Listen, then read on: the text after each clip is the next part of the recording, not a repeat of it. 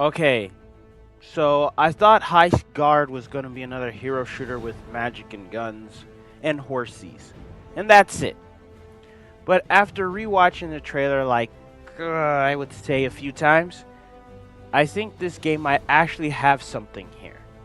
Because I still don't fully understand what the game mode is, and that's exactly why I'm interested. Today, we're going to be breaking down every weapon and ability we can spot in the trailer, and I'm going to try to piece together what Highguard's gameplay loop actually is.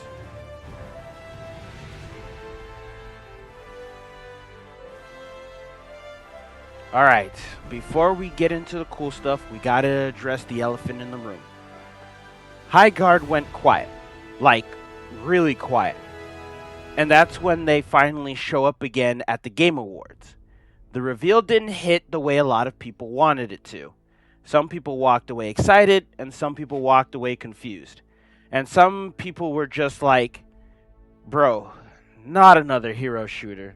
And I get it. We're living in the age of the hero shooter, and that brings hero shooter fatigue. We've had Overwatch, Valorant, Apex, the Finals, Marvel Rivals, and 12 other games that are all fighting for the same audience, and many more that I don't even have to take a look at Wikipedia who launched and completely failed. So if Highguard wants to survive, it needs to do something different. And after watching this trailer, I think their different might be the game mode itself.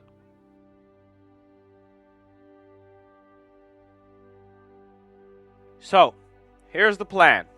I'm going to go through the trailer, breaking down every weapon and ability we see, like I stated before, and then we're going to talk about what that implies about the actual objective and game mode. Because right now, Highguard feel like it's trying to mix tactical hero shooter abilities with destruction and movement, and I think that combo could possibly be really gnarly. Right away, around 19 seconds or so, we see a double barrel burst rifle. The recoil resets super fast between bursts, so I'm thinking this is your mid-range workhorse weapon.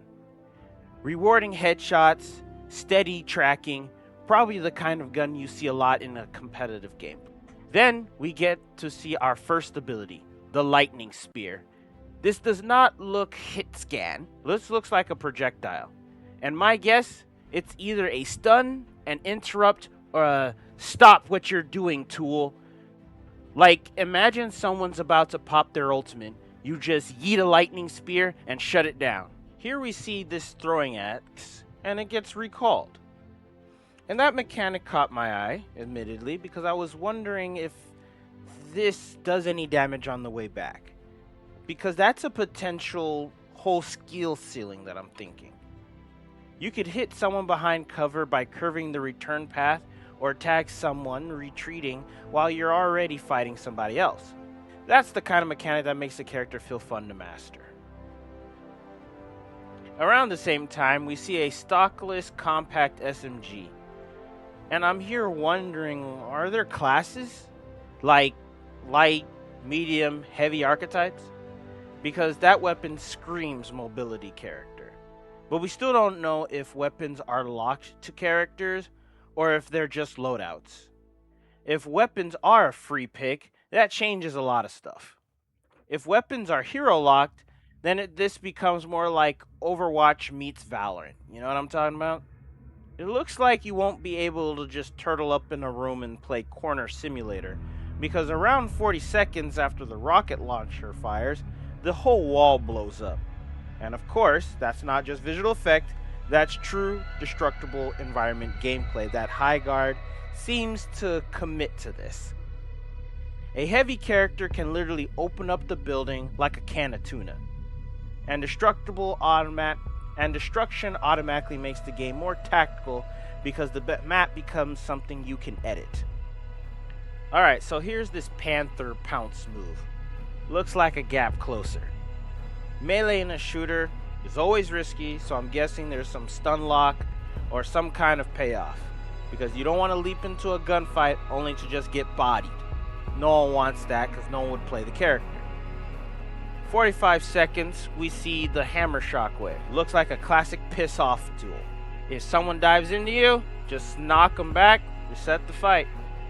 That's the kind of ability that creates counterplay. Now I'm just gonna go ahead and call this trailer magic because around 48 seconds we see a shotgun one-shotting some dude from really far away. That would obviously become a problem real fast, so let's just skip that and just say it's just, again, trailer magic just to get you hyped. Around 50 seconds in, we see lava eruption in a straight line. That screams zoning. Block hallways, force enemies to reposition, deny a push. This is Hero Shooter 101, but it's still an important part because it tells us that the game will probably revolve around holding space and controlling angles. Then we have Catalyst. This totally original purple tentacle void magic character. Not much it's shown, but it gives me debuff vibes. Slow damage reduction, maybe vision blur, something annoying like that. And if this game has debuffs and destruction, team comps might matter way more than people think. Okay, around 1 minute and 7 seconds in, we see a wooden wall disappear and we see an ice wall appear. So you can create and remove cover. Okay, this is interesting. That means the battlefield is dynamic. So you're not just fighting on a map, you're fighting over the map. And if one character can remove the ice wall and another one can place it, that's literally built-in strategy. 3 seconds later, we see a heavy machine gun. And usually in shooters, these slow you down. So this might be a hold angle character, like a defender. And that makes me wonder if Highguard has roles. But not the typical tank, DPS, and healer roles. Maybe more like Recon, Control, Bruiser, and Demolition. Alright, around 1 minute and 13 seconds, we see the floating throwing knives. That is a very Jet-inspired character. You're floating, you're exposed, but you have insanely high accuracy and kill potential. That's the kind of character everyone is going to insta-lock, and you know it. 1 minute and 44 seconds in, we see this sniper rifle and scouting hawk. Alright, intel character.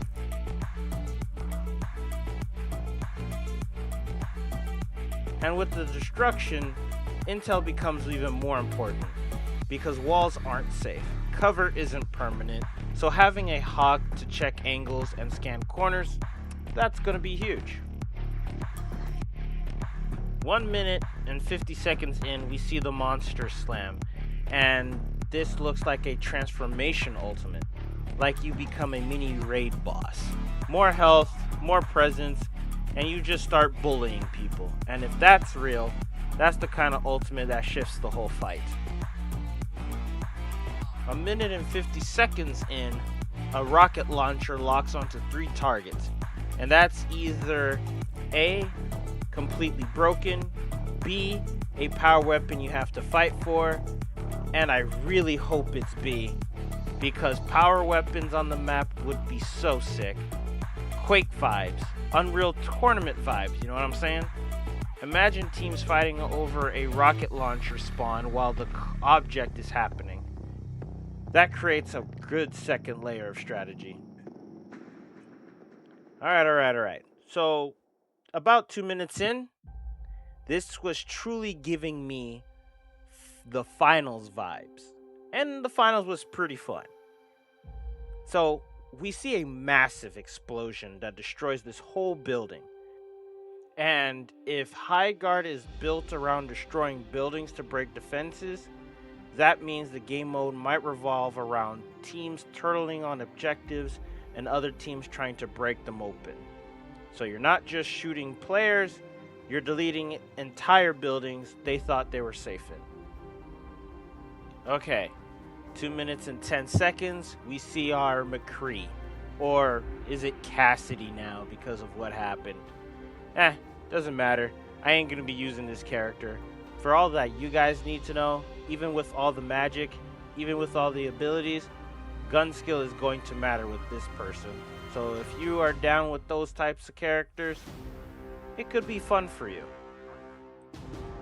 Alright, with all that, so what is this game mode actually? Because they haven't spelled it out clearly or spelled anything out really. But based on what we saw, I think Highguard is built around objective control, but a twist. Here are 3 possible modes that it could possibly be. Destruction-based objective capture. Team fights over points, but the environment is the real battlefield. You're not just pushing into a room, you're blowing it open. Option 2. Siege, like attack defense mode. One team fortifies, one team breaks in. And characters like Ice Wall and Wood Wall delete makes way more sense here. Option 3. Hybrid extraction / secure and hold. Something like grab a relic, hold it, escape. Destruction becomes the way to stop escapes or flush campers. And honestly, if they lean into destruction and tactical map world like I've discussed earlier, this could be way more interesting than what people originally think. Okay. Why this might avoid hero shooter fatigue? I'm not completely writing this game off. It's because it doesn't feel like it's trying to be Overwatch. It feels like it's trying to be a tactical sandbox hero shooter where the map changes, it can break the fence, you can break the fences, you can literally reshape the fight. That has some potential in my opinion. But I do have concerns. Number 1, balance. Shotguns, lock-on rockets, transformation ultimates, these can get really out of hand. Number 2, communication. Dude, these guys went silent for a while, and that seriously killed hype if there ever was any. If they really want people to get invested, they need to have constant updates.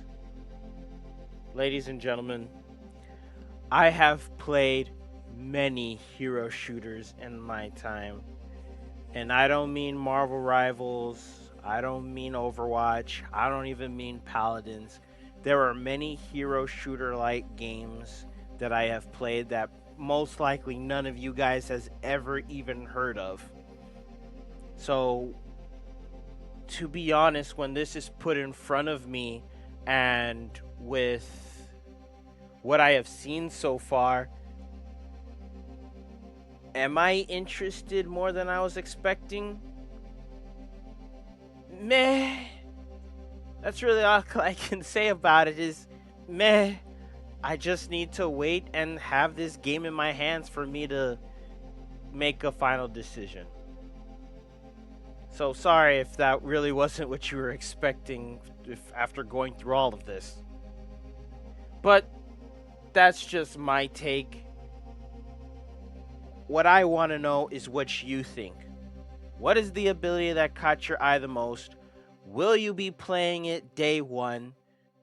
Number 3, will you be joining me when when I finally stream it? Which I know you will. You will come to my streams. You will look at the subscription button and press it. You will drop a like, and you will visit me on the day it's finally here and watch me stream it. And heck, some of you may even join me in that stream. So we can see how the game plays together. With all that being said, drop that comment down in the comment section, and I'll be seeing you in game, friends. Take care.